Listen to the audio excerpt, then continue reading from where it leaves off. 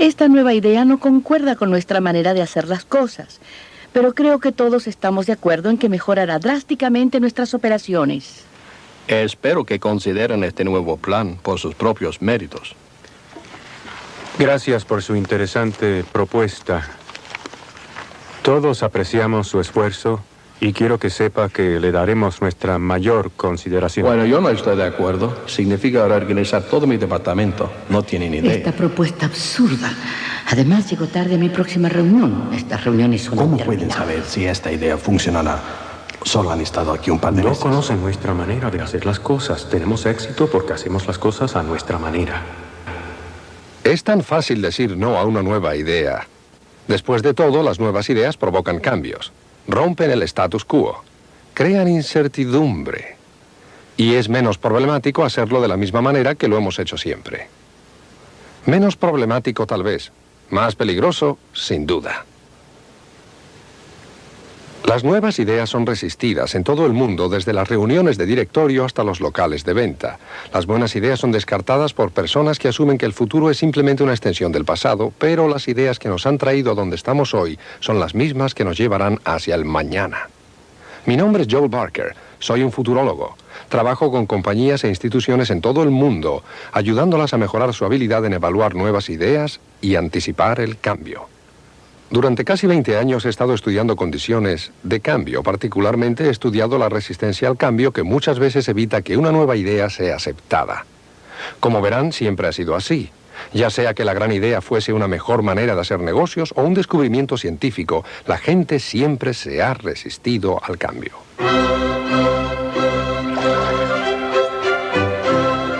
En Venecia, en el siglo XVI, ese fue el problema de Galileo. Él defendía la teoría de Copérnico, que sostenía que el Sol, no la Tierra, era el centro del sistema solar. Para probar esta teoría, Galileo llevó a las autoridades de entonces a la cima de esa torre, la Torre de San Marco.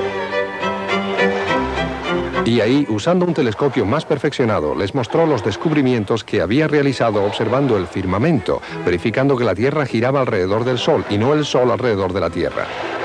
Esta sin duda fue una idea revolucionaria. Contradecía la observación obvia.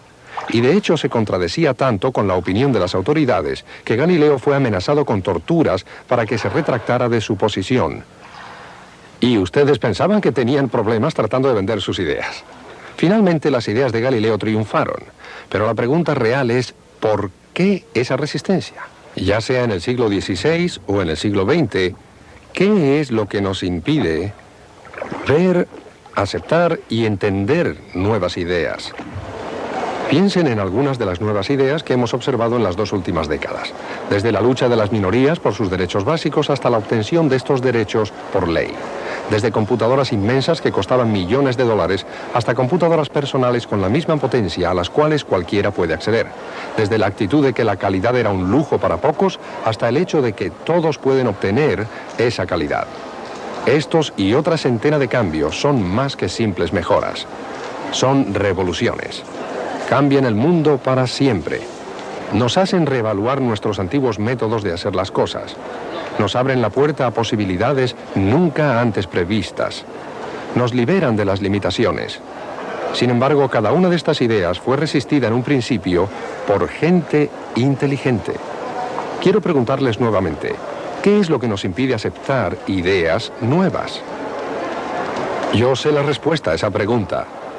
Y una vez que ustedes sepan la respuesta, estarán más abiertos a las innovaciones, más capaces de encabezar cambios. Estarán listos para descubrir el futuro. Como ven, todo tiene que ver con paradigmas.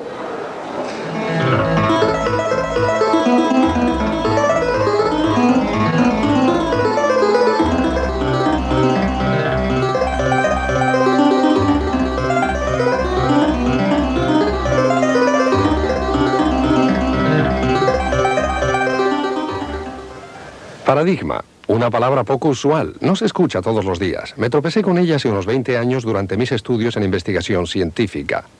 Era una palabra que Thomas Kuhn utilizaba para describir un concepto clave en su libro, La estructura de las revoluciones científicas. Si buscan la palabra paradigma en el diccionario Webster, encontrarán que su significado es patrón o modelo. Yo quiero darles otra definición. Los paradigmas son una serie de reglas y reglamentos que hacen 2 cosas. Primero, establecen límites. En cierto sentido, eso es lo que hace un patrón, nos marca ciertos límites. Segundo, estas reglas y reglamentos nos explican cómo resolver exitosamente problemas dentro de esos mismos límites. En su libro, Thomas Kuhn investiga cómo los científicos cambian sus paradigmas en física, química o biología, y qué pasa cuando esto ocurre. Lo que él descubrió nos ayuda a explicar por qué muchas veces somos incapaces de anticipar cambios significativos. Lo que él descubrió puede ayudarnos a enfrentar los cambios de manera más efectiva. Entonces, ¿qué fue lo que descubrió? Kuhn descubrió que los paradigmas actúan como filtros que seleccionan los datos que llegan a la mente del científico. Aquellos datos que concuerdan con el paradigma del científico son reconocidos fácilmente. Lo que es más, los científicos ven este tipo de datos con gran claridad y comprensión. Y eso está bien. Pero Kuhn también descubrió un alarmante efecto negativo. Con algunos de los datos los científicos tenían gran dificultad. ¿Por qué? Porque esos datos no concordaban con las expectativas creadas por sus paradigmas. Y ciertamente, cuanto más imprevistos los datos, mayor era la dificultad de los científicos en percibirlos. En algunos casos simplemente ignoraban los datos inesperados. Otras veces distorsionaban esos datos hasta que se acomodaban a sus paradigmas, en vez de reconocer que constituían excepciones a la regla. Y en casos extremos, Kuhn descubrió que los científicos eran literalmente, fisiológicamente, incapaces de percibir datos imprevistos. En otras palabras, los datos eran invisibles. Poniéndolo en términos generales, los paradigmas filtran nuestras experiencias. En todo momento observamos el mundo a través de nuestros paradigmas. Constantemente elegimos aquellos datos que mejor se acomodan a nuestras normas y reglamentos, tratando de ignorar el resto. Como resultado, lo que es perfectamente obvio para una persona con un paradigma puede ser totalmente imperceptible para otra con un paradigma diferente. Yo llamo a este fenómeno el efecto paradigma. Y he observado repetidas veces que lo que Kuhn describe para los científicos es cierto para cualesquiera que haya sostenido estrictas reglas y normas en su vida. ¿Y quién no?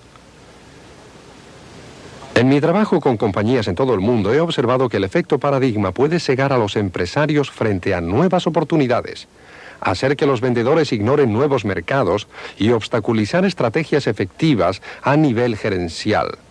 Y puede impedir que cada uno de nosotros elabore soluciones creativas para problemas difíciles.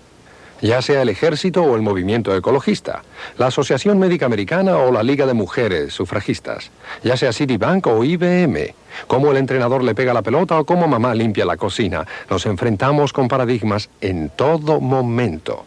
Y yo creo que son nuestras reglas y reglamentos los que nos impiden anticipar exitosamente el futuro, porque tratamos de descubrir el futuro a través de nuestros viejos paradigmas. Y así, en los años 60 llegamos a la conclusión de que la gasolina sería siempre barata.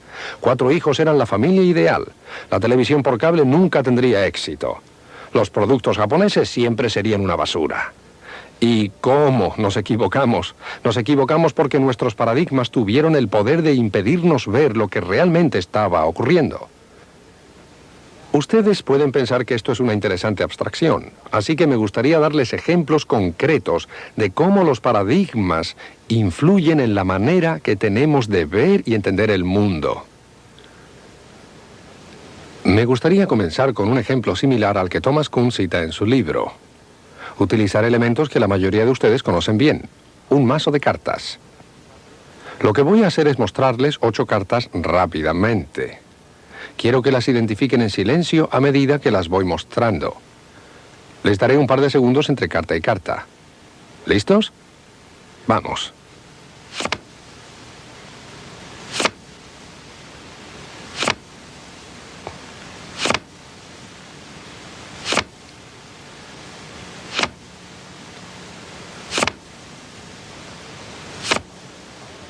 Bien, ahora hagámoslo una vez más para aquellos de ustedes que pudieron haber omitido alguna. Esta vez les daré el doble de tiempo que la vez anterior. ¿Listos? Vamos.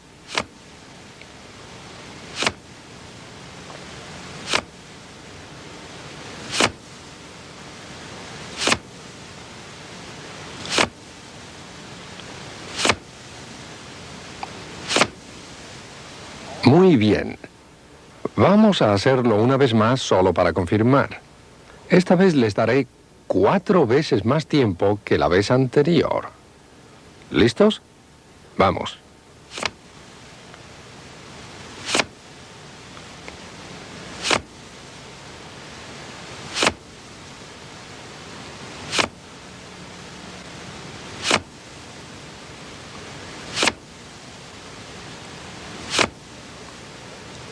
Bien, ya está.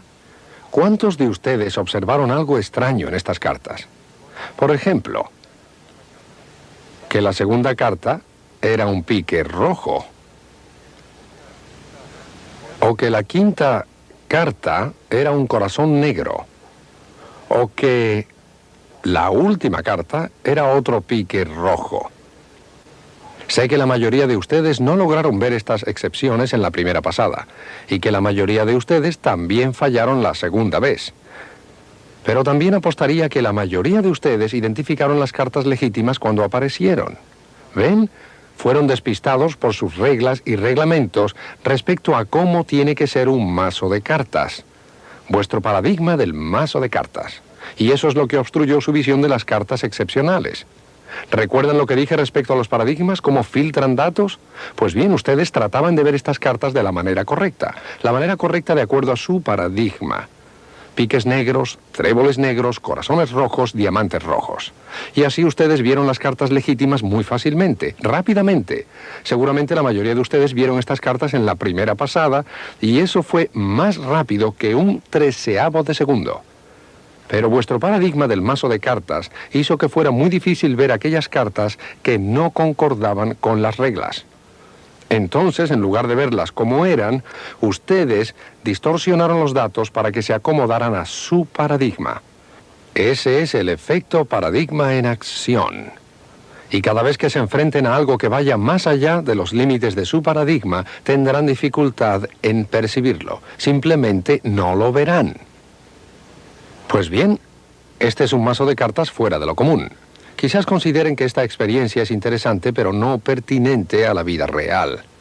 Entonces hablemos sobre paradigmas y la vida real. Por ejemplo, millones de americanos han adoptado ahora el paradigma de la salud. Tienen nuevas reglas y reglamentos respecto al ejercicio. Pero ¿cuántos de ellos, cuántos de ustedes estarían dispuestos a correr 70 millas? Sí. Dije correr. Ahora bien, en la cultura occidental las palabras 70 millas y correr simplemente no van juntas. 70 millas y conducir sí, correr no. Pero en el norte de México, correr 70 millas es común entre los indios tarahumara. Lo hacen como parte de una celebración religiosa. Bien, ¿por qué es tan fácil para ellos e imposible para nosotros? Porque es uno de los paradigmas de los tarahumara. Ellos corren a todos lados, por diversión. ¿Pueden creer que nuestra maratón de 26 millas es solo un juego de niños para los tarahumara? Ahora bien, ustedes querrán argumentar que es algún tipo de diferencia genética, pero estoy dispuesto a apostar que si cualquiera de ustedes hubiera crecido en uno de esos pueblos, correría tal como lo hacen ellos, porque hubiese aprendido su paradigma de correr.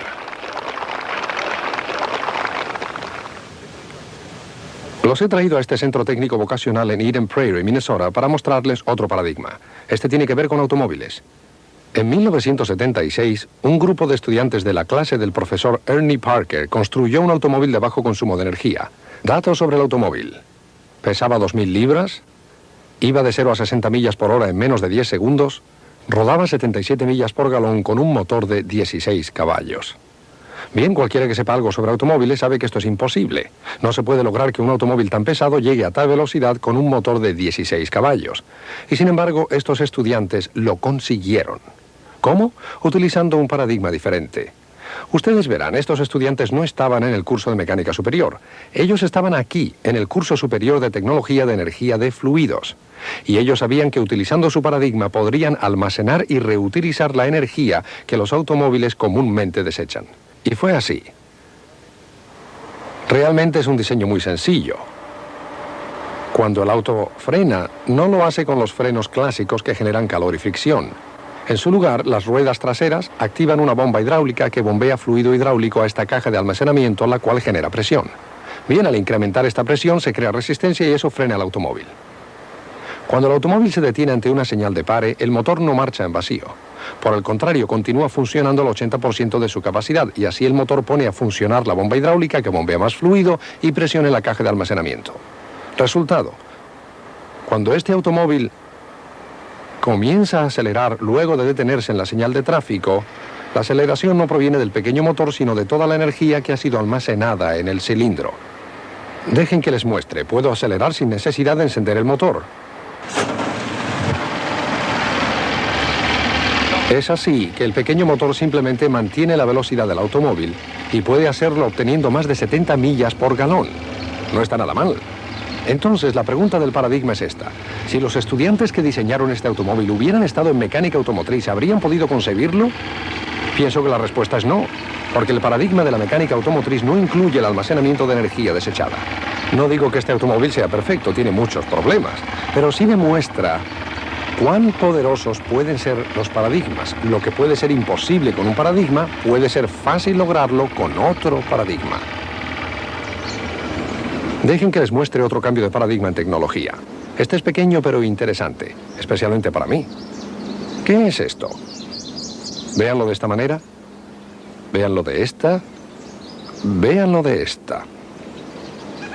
Sí, es un asiento de bicicleta, y obviamente rompe con el paradigma de los asientos de bicicleta. Fue inventado por un escultor y un futurólogo. Yo fui el futurólogo, Jeffrey Birch el escultor.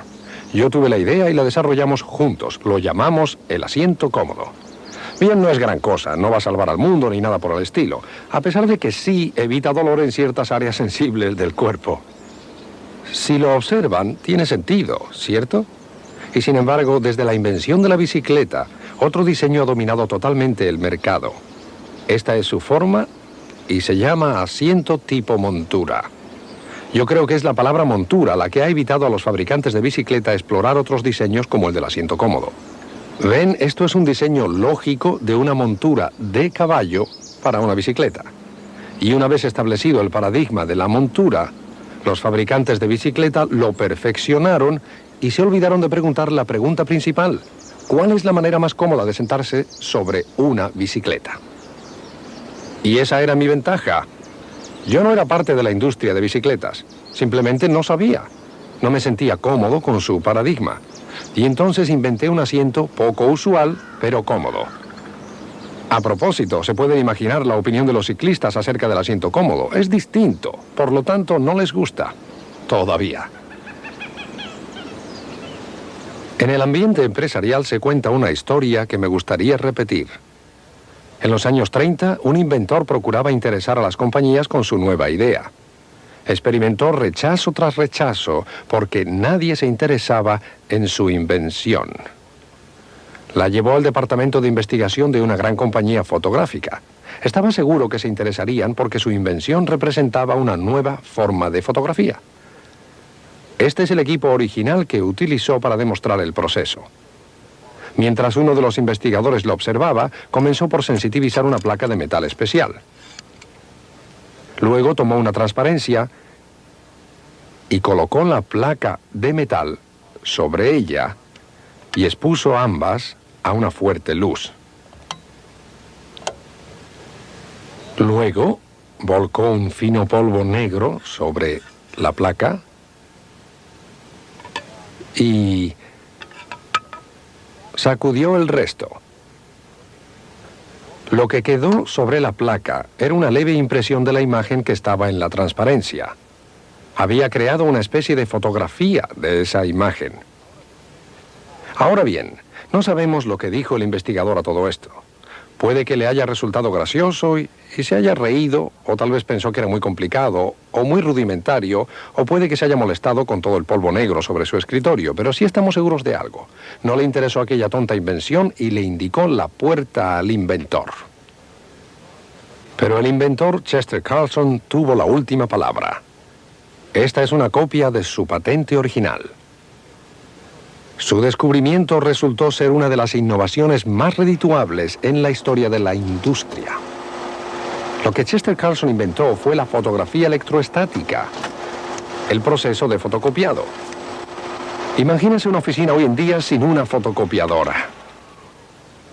Pero aquel investigador de fotografía estaba cegado ante el potencial de esta nueva invención porque no coincidía con sus reglas y reglamentos de lo que la fotografía debía ser. Era incapaz de ver más allá de su paradigma. Como resultado, su compañía perdió una de las mayores oportunidades comerciales del siglo XX. Dejen que les muestre otro ejemplo del poder e influencia de los paradigmas. Acompáñenme mientras hago una presentación a un grupo de gerentes ejecutivos. Les voy a mostrar 3 palabras. Muy bien. Y voy a pedirles que recuerden los años 60 y se pregunten qué tipo de juicios y emociones hubieran tenido durante esos años ante estas 3 palabras. Las 3 palabras son hecho en Japón. Bien, en 1960, ¿qué palabras hubieran utilizado para describir aquellos productos? Basura. Basura, muy bien. ¿Qué más? Barato. Barato, muy bien, ¿qué más? Mala calidad. Mala calidad, esa está muy bien, mala calidad. ¿Qué más? Copias. Copias, robando otra vez. ¿Qué más? Poca tecnología. Muy bien, está bien. Juguetes, poca tecnología. Juguetes. ¿Alguna otra cosa? Imitación. Imitación. Bien, suficiente. Ahora, hablemos del presente. ¿Qué tipo de juicios se nos ocurren al encontrarnos con estas 3 palabras? Hecho en Japón. Excelente calidad. Excelente calidad. Bien, ¿qué más? Alta tecnología. Alta tecnología. Ajá, eso está bien. ¿Qué más? Caro. Caro. Pasamos de barato a caro. Bien, otra. Liderazgo. Bien, otra. Balanza de pagos. Otra. Innovación. Innovación. Qué lindo halago. ¿Algo más?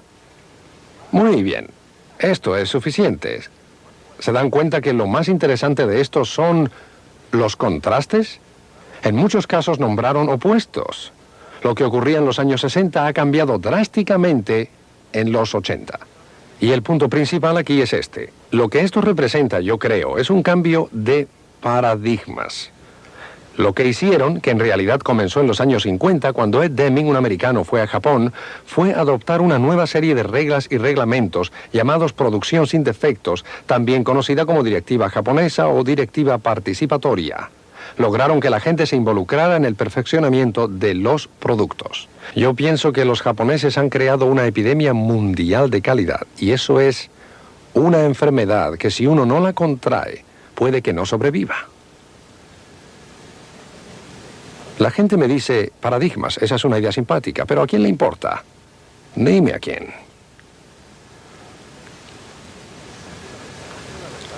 Hay una verdad crucial y profunda escondida detrás de cada paradigma que les he mostrado.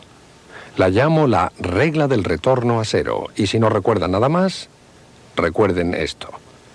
Cuando un paradigma cambia, todo el mundo vuelve a cero.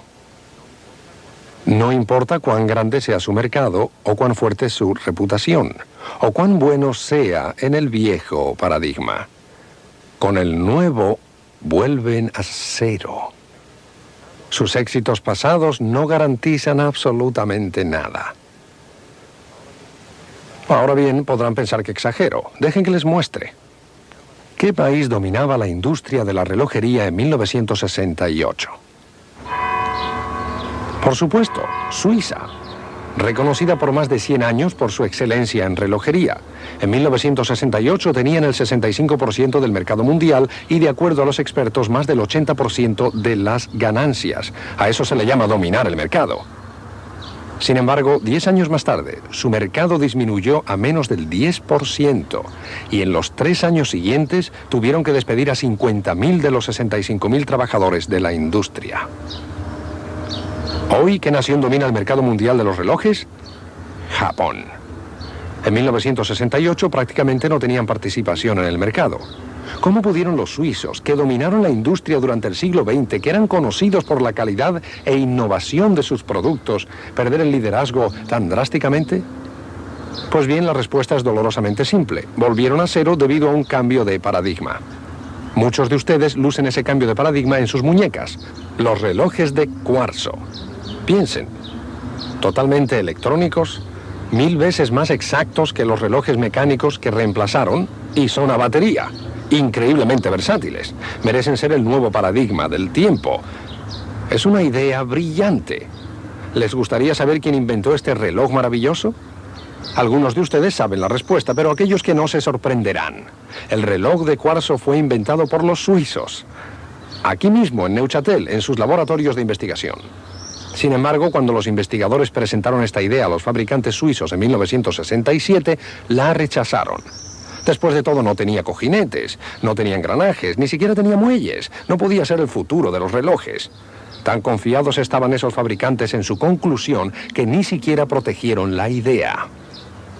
Y así, ese mismo año, los investigadores exhibieron el reloj al mundo en el Congreso Anual de Relojeros.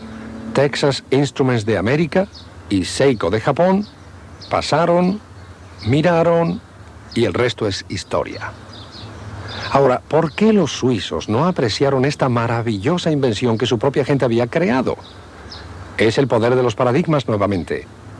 Ellos estaban cegados por el éxito del viejo paradigma y todas sus inversiones en él. Y cuando se vieron confrontados con una manera radicalmente nueva y diferente de continuar con su triunfo en el futuro, la rechazaron. Porque no se ajustaba a las reglas a las que estaban acostumbrados. Por favor, recuerden que esta no es solo una historia sobre los suizos. Es una historia acerca de cualquier organización, compañía o nación que asume que lo que ha tenido éxito en el pasado deberá continuar teniendo éxito en el futuro. Les recuerdo una vez más, cuando un paradigma cambia, todos vuelven a cero. Su pasado no garantiza nada en el futuro si las reglas cambian. Ni los mejores relojeros del mundo pueden parar el tiempo. De hecho, si no son cuidadosos, su pasado triunfal puede obstaculizar su visión del futuro. Y es por eso que deben estar abiertos a las nuevas ideas, estar dispuestos a explorar maneras distintas de hacer las cosas, porque solo con esa actitud se pueden mantener abiertas las puertas al futuro. Podría continuar con ejemplos. Tengo más de 350 en mis archivos. El punto fundamental es que los paradigmas afectan dramáticamente nuestros juicios y nuestros procesos de decisión al influenciar nuestras percepciones. Y realmente creo que si queremos hacer juicios certeros acerca del futuro y anticiparlo con éxito, debemos ser capaces de reconocer nuestros paradigmas presentes y estar preparados para superarlos. Como ven, un paradigma es un arma de doble filo. Por un lado, selecciona información que nos es familiar de forma precisa y detallada. Pero por otro lado, deja de lado la información que no concuerda con él. Uno ve lo que espera ver, como los suizos, pero verá poco o nada cuando los datos no se ajusten al paradigma. Ahora compartiré con ustedes las observaciones principales acerca de los paradigmas. Número 1. Los paradigmas son comunes. Los encontramos en todos los aspectos de nuestras vidas, ya sea en lo profesional, lo personal, lo espiritual o lo social. Punto número 2. Los paradigmas son útiles. Ahora ustedes pueden decir que no les gustan los paradigmas después de las cosas que les he dicho, pero ese no es el caso. Justamente nos muestran qué es importante y qué no lo es. Nos ayudan a identificar problemas importantes y nos proveen las reglas que nos ayudarán a resolverlos. Enfocan nuestra atención, y eso es bueno. Pero este es el tercer punto, y es una advertencia. A veces los paradigmas pueden convertirse en el paradigma, la única manera de hacer algo. Y entonces, cuando nos encontramos ante una idea de alternativa, la rechazamos de plano. Ahora bien, esto puede llevarnos a un ingrato desorden. Yo llamo a este desorden parálisis paradigmática. La parálisis paradigmática es una enfermedad mortal de certeza. Es fácil contraerla y ha destruido a más de una institución. Es exactamente lo que pasó con la industria relojera suiza en 1968.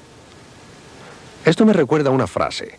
Aquellos que dicen que no se puede hacer, no deben interponerse en el camino de los que lo están haciendo. Punto número 4. La gente que crea nuevos paradigmas generalmente son foráneos. No son miembros de la comunidad de los paradigmas establecidos. Pueden ser jóvenes o viejos, la edad no es importante. Pero lo que es evidente es que no están comprometidos con los antiguos paradigmas y por lo tanto no tienen nada que perder creando los nuevos. Esto significa algo muy especial para ustedes, porque si desean encontrar nuevos paradigmas en su campo, deben mirar más allá del centro hacia la periferia, porque casi siempre las nuevas reglas se escriben en los márgenes. Así empezó Xerox, las computadoras Apple, el movimiento feminista. Todos en el margen. Punto número 5. Todos los adeptos al viejo paradigma que eligen adoptar un nuevo paradigma en sus comienzos, yo los llamo pioneros del paradigma. Deben ser muy valientes, porque la evidencia proporcionada por el nuevo paradigma no es suficiente para que ellos deban cambiar. Ahora quiero citar a Thomas Kuhn porque es el que mejor escribe sobre el tema. La persona que adopta un nuevo paradigma en sus comienzos generalmente debe hacerlo desafiando la evidencia proporcionada por las soluciones existentes. Debe tener fe en que el nuevo paradigma tendrá éxito frente a los múltiples problemas que enfrentará, sabiendo solamente que el viejo paradigma en ocasiones falló. Solo teniendo fe se puede tomar este tipo de decisión.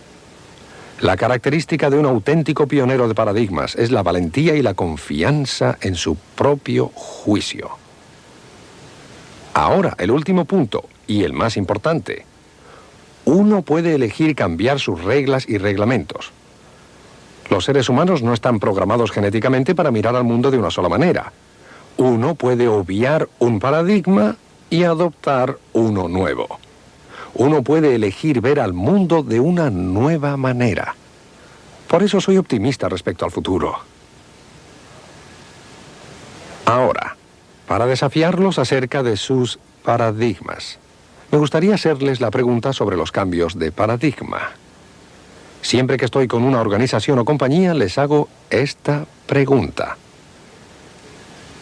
¿Qué resultaría imposible hacer hoy en día en su compañía, pero que de hacerlo cambiaría radicalmente lo que usted hace? Piensen en esto, seriamente.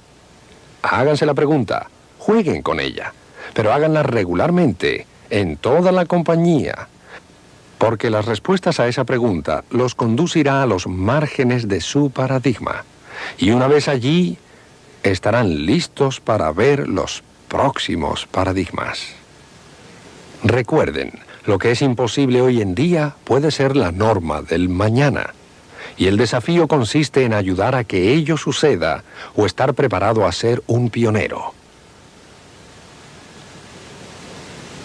Hay una historia que me gustaría contarles. Había una vez un hombre joven con un automóvil muy veloz que le encantaba conducir por caminos poco transitados. Se consideraba un gran conductor. Nada le resultaba imposible. Un día se encontraba conduciendo por uno de sus caminos favoritos y al entrar en una de sus curvas favoritas se enfrentó con un automóvil fuera de control. Justo antes de chocar, este volvió a entrar en su carril. Al cruzarse, la mujer le gritó, ¡cerdo! Bueno, él le respondió inmediatamente gritándole, ¡vaca! ¿Cómo se atreve a insultarme?, pensó. Yo iba por el carril correcto. Era ella la que estaba fuera de control, pero estaba encantado de haberle podido gritar algo antes de que desapareciera. Y de esta manera pisó el acelerador a fondo, tomó la curva y chocó contra un cerdo. Ahora, esa sí que es una historia de paradigmas. El joven respondió de acuerdo a sus viejas reglas. Tú me insultas, yo te insulto. Pero en realidad ella estaba tratando de advertirle. Creo que en los próximos 10 años va a haber mucha gente gritándonos cosas. Y si uno es flexible en sus paradigmas, lo que escuchará serán oportunidades. Pero si uno tiene parálisis paradigmática, lo que escuchará le parecerán amenazas. La lección será totalmente de ustedes. Hemos estado hablando sobre el futuro, y algunos de ustedes se preguntarán qué hacemos parados frente a esta casa del siglo XIX. He decidido concluir aquí mis comentarios porque alguna gente se siente agobiada por el futuro. Miran hacia adelante y dicen, ¿cómo podremos enfrentarnos a tantos cambios? Creo que la respuesta a esa pregunta podemos encontrarla si pensamos en nuestros tatarabuelos. En realidad ellos se vieron enfrentados a cambios tan profundos como con los que nos enfrentamos ahora. Deben recordar que en 1890 la radio hubiera sido considerada magia. Imagínense, voces que atraviesan el aire sin cables. La radio no se demostró hasta 1901. Entre 1890 y 1910, Henry Ford construyó el primer automóvil. Se inventó la cámara de cine. Los hermanos Wright, contra la opinión de los expertos, crearon un nuevo paradigma, volar con algo más pesado que el aire. Se descubrieron los rayos X. La luz eléctrica recién empezaba a reemplazar a las lámparas de queroseno y a la iluminación a gas. Se descubrió el electrón. Se identificó la causa de la malaria. Y un hombre llamado Albert Einstein probó la teoría de la relatividad. Y comenzó la era atómica. Durante esta época los paradigmas de nuestros abuelos se vieron constantemente alterados. ¿Y saben qué? A pesar de todos esos cambios, se las arreglaron perfectamente. Si no fuera así, no estaríamos aquí. Así que, aunque el futuro nos parezca demasiado vasto, demasiado imponente, demasiado poderoso para hacerle frente, no lo es. Nosotros, como seres humanos, hemos demostrado en repetidas ocasiones nuestra capacidad para crear y hacerle frente a los cambios de paradigma. Siempre existirá otra solución al problema. Siempre habrá otra puerta que nos conduzca al futuro. Y de la misma manera que fue para nuestros abuelos, yo tengo la seguridad que del otro lado de esa puerta existen las oportunidades para aquellos de nosotros que estamos dispuestos a ser flexibles, que nos permitirán vivir una vida feliz y productiva.